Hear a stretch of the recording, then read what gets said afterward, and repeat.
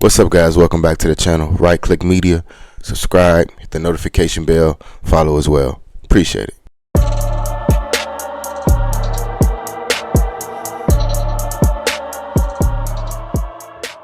What's up, guys, and welcome back to Right Click Media. Please subscribe to the channel if you like what you hear. Click that notification bell.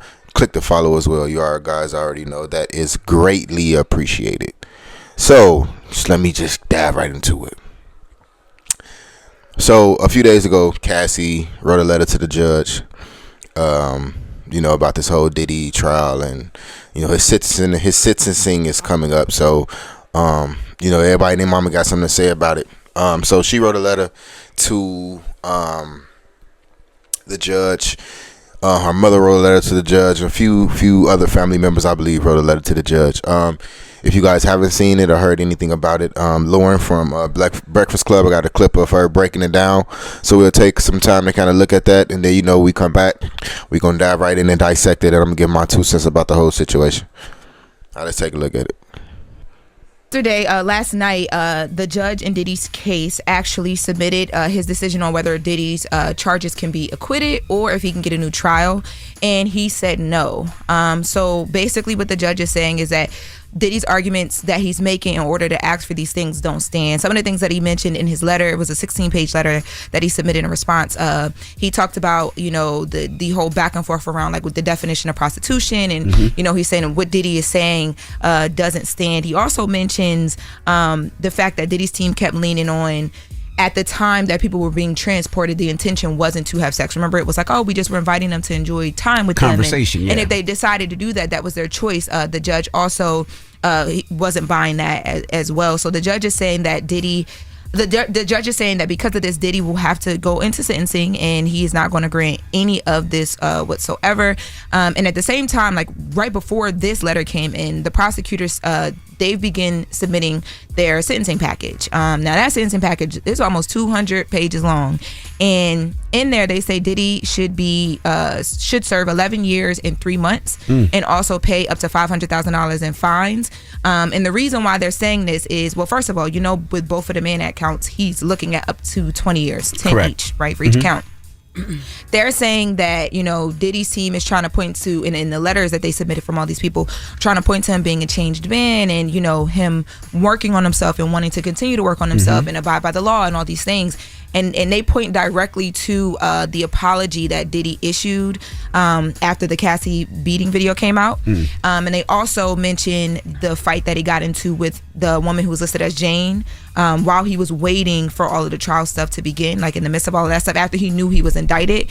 Now, I will say, in that Jane situation, people were pointing out the fact that she got on the stand and said that she got physical with him first. But the prosecutors do use that point, and they say, he bust through 5 doors at this time. This man is not somebody who's going to look at the law and abide by it because he's used to having power. There's also a letter from Cassie that was submitted yesterday, not only from her, but also her parents submitted a letter on the prosecution's behalf. Her ex-stylist and a really close friend, and also someone who was formerly a friend of Diddy's, a guy named Deontay Nash, and a few other people submitted some letters. And in Cassie's letter, she talks about a lot. One of the biggest things that she says is that she feels like her time on the stand shows why people don't really care for victims or care to protect victims. She says, the jury and all these people watched her testify about everything that happened to her, all of the beating, all of the bruises, all these things. And still, there were a lot of things that Diddy's not going to have to answer to in court. But the things that he will have to answer to, these 2 counts of the Mann Act, he should. And it is it's an injustice to allow him to serve a lesser sentence because of anything. She talks about still having nightmares over the situations that she's been through with Diddy. She talked a little bit about the suicide attempt that she talked about on the stand as well. Was Cassie involved with some of those as well? Like some of those, I would say, prostitutes said that Cassie reached out to them and they had things with Cassie without Diddy there, right?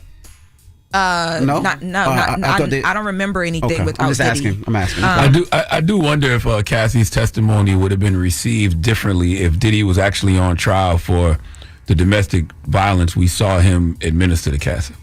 Yes. Yeah, and now I will say though, I think absolutely, yeah, for sure. I think what she's saying is that he wasn't.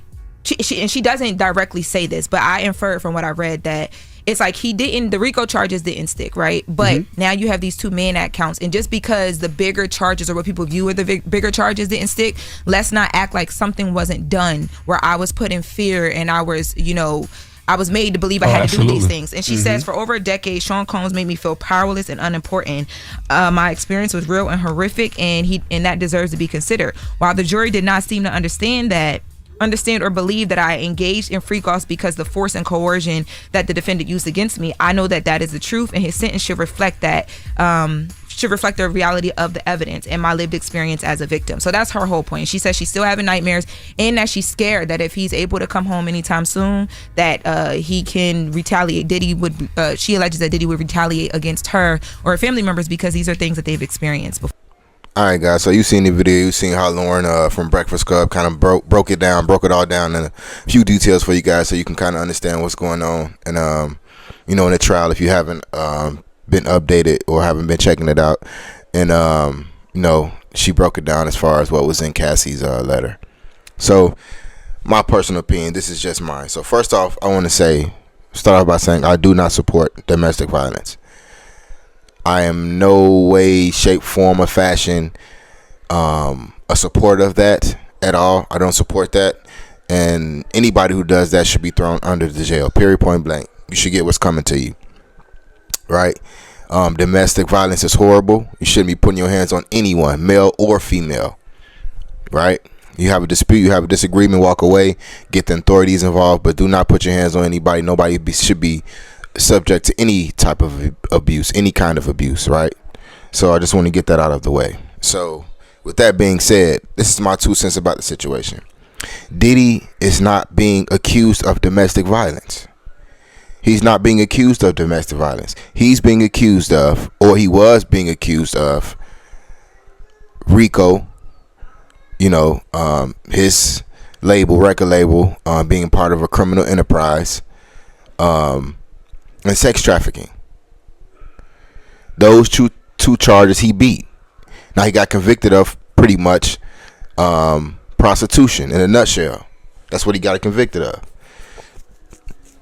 If he was on trial for domestic violence against Cassie, then yes, he should be thrown under the jail.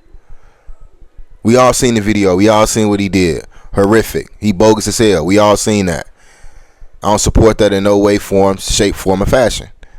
Again, he should be thrown under the jail, but that's not what he's being accused of here. This is a whole different situation as far as the allegations against him. I mean, what he got convicted of. So I get it. Like yes, it's trauma. It could be trauma from that. You could have trauma. It could be hard for you to kind of sleep at night and things of that nature, from going through that. If you're going through anything abusive, right? So I get all of that. I understand that wholeheartedly. But that's where I have sympathy for Cassie, and that's where, I feel bad for her, and I agree with her, and I'm on her side. It's the domestic violence case. Anything outside of that, I am not. The sex and the freak-offs, I am not. I am not on her side with that at all. And the jury wasn't as well. The jury, they didn't see, right? They seen the same thing that we seen. They seen the text messages. They seen the videos of Cassie saying, "Oh, when is the next freak off? When we doing this again?" Her inviting certain people over to do certain things. Her calling people. Her sending people text messages and having private chats with people when Diddy wasn't even involved in some of the stuff. So yes, DJ Envy, Lauren tried to go around it, but yes, there is text messages and things of that nature where people came out and said that she contacted, us without Diddy. It was some of the times Diddy wasn't even involved. He wasn't even there. And the freak off shit. And like I said, what you doing, behind closed doors is y'all business. I ain't here to judge. That ain't my business. You know what I'm saying? I ain't got nothing to do with that. That's between y'all. People freaky, they do freaky shit. You know what I'm saying? But I mean, I don't want to say that she's not traumatized or whatever the case is, but to just, I mean, to play that, to play that victim, like, as far as like, oh, you know, I think she said in a letter, like, you know, for me being on the stand, this makes me realize that people don't take victims serious, or whatever the case is. I'm not buying I'm not buying into that, because you were on board with the freak off shit. You were on board with it. You could have left whenever you wanted to. There's proof of that all over. It's proof of that all over the whole trial. You could have left when you wanted to. You could have got out of there. You could have. You had ample time to leave. And mind you, you were in open relationships with other guys during that tenure with Diddy as well, in some spots in that tenure. So I think it was times, if I'm not mistaken, where you wasn't with Diddy at one point and you left and was with somebody else and was talking to somebody else. I could be wrong, but I don't think I am. So you had ample time to leave. You didn't want to leave because you enjoyed the freak offs. You liked the shit too. My personal opinion. You liked the shit too. So you stuck around. You like the money. You like the environment. You like being around all the rich motherfuckers, and you like the freak off shit. You like the baby boy shit. That's how I feel. You liked it, so you stuck around and endured in it. So, you know, I don't have no sympathy for her on that aspect of it. I just don't. Y'all can take it however y'all want to take it, but I don't have no sympathy for her in that aspect of it. Again, domestic violence is wrong. No one should have to go through any type of abuse. And if you do, the person that's doing the abuse should be thrown under the jail. And I agree with you. I'm on your side. But outside of that, man, this freak off shit, like, nah. I seen a two-way street. And you can't sleep at night, and I don't know if it's true or it ain't.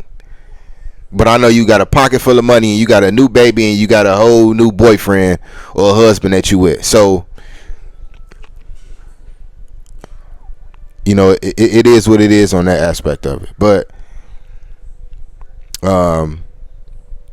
and I think she touched on, like, you know, Diddy wrote to the judges, you know, he wrote a 16-page letter, I think, as far as just like, you know, him being a changed person, and you know, when he was flying some of those people out, it was just for, you know, to have fun, enjoy, and things of that nature. And I guess, you know, it turned into sex, whatever the case is. But you know, the judge ain't gonna buy that shit. They already took a big L on the whole RICO, the whole sex trafficking case. They thought they had you. They thought they had Diddy the rights. So, you know, my personal opinion, I feel like they're gonna try to make an example out of him. Even though what he got convicted of is, I think some people said, like, misdemeanor shit, or it's like it's the charges is like, it's pretty much should be considered time served. But they're not gonna give him that. They're gonna try to make an example out of him because they already lost the big cases. They lost the big chunk of what they was trying to get him. You know, so this is they gonna try to, and I guess each count carry 10 years. But both counts combined is 20 years or something like that. I'm sorry if I'm getting the information wrong, but so I know one of the judges was like, right after the trial ended, they was like, they needed the defense to find some cases of other people that has been charged with the same thing Diddy has been charged with, and show us how much time they got. So the judge, I guess, to kind of compare to say, oh, these people got charged with the same you know, prostitution charges Diddy got, and they got 10 years, or they got extended period of time. And I think it was hard for them to find a case like that. It's hard to find a case where somebody, you know, got 10, 15, 20 years for prostitution. It's hard to find a case like that out there where somebody got, who was, like I said, who was charged with what Diddy got charged with. I mean, got convicted of. He got charged, but he convicted of, and they received a higher sentence as well. So I don't think they was able to find that. But like I said, man, it's up to the judge now. This ain't got nothing to do with the jury. So this should be time considered. This should be time considered served. But they not gonna do that. They gonna try to make an example out of him, bro. They gonna try to make an example out of him, and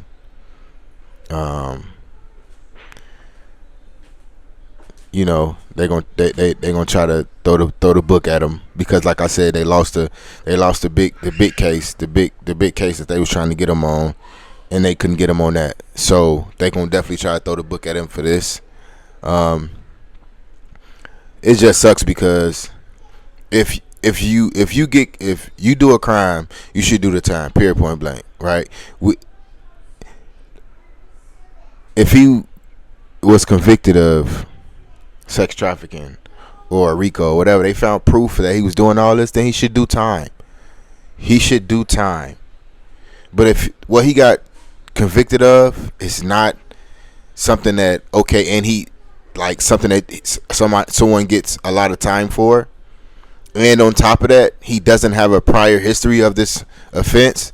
Come on, man. But you know, this is what they do, man. They try to make example out of people. You know, I could see him giving him about 5 years, something like that.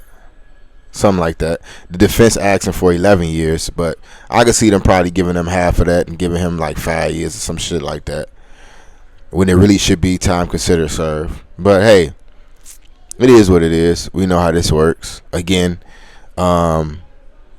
you know, if he on trial for domestic violence and the shit that he did to Cassie, yeah, he should be thrown under the jail. And I don't fuck with that. Not once. I don't agree with that. I'm not an advocate of domestic violence.